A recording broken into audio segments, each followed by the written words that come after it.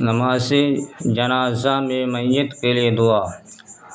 اللہم اغفر لہ وارحمہ وعافہ، یہ اللہ اسے بخش دے اور اس پر رحم فرما اور اسے عافیت دے۔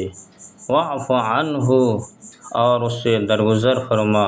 واکرم نزلہ، اور اس کی باعزت مہمانی فرما۔ ووسع مدخلہ، اور اس کے داخل ہونے کی جگہ یعنی قبر کھلی فرما۔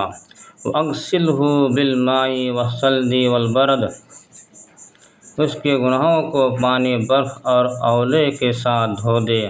ونقہ من الخطایا کما نقضت الثوب الابیض من الدنس، اور اسے گناہوں سے اس طرح صاف کر دے جس طرح تو نے سفید کپڑے کو میل کچیل سے صاف کیا ہے۔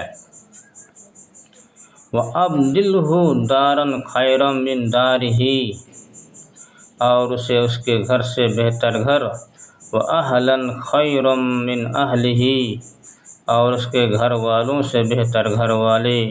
وَزَوْجًا خَيْرًا مِنْ زَوْجِهِ، اور اس کی بیوی کے بدلے بہتر بیوی عطا فرما۔ وَأَدْخِلْهُ الْجَنَّةَ، اسے جنت میں داخل کر دے۔